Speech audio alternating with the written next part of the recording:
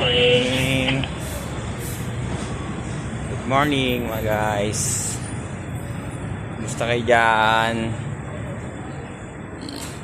Ingat po pagpasok sa mga trabaho. Araw na naman ng Monday.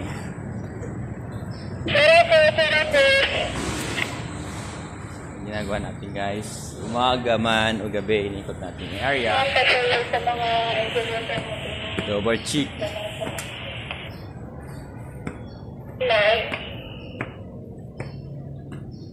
So, wala pang tao kasi maaga pa, sarado pa si all guys.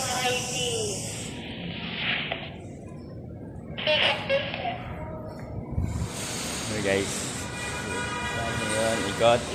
So, have a nice day guys, and always remember, God first, buhay tayo lahat.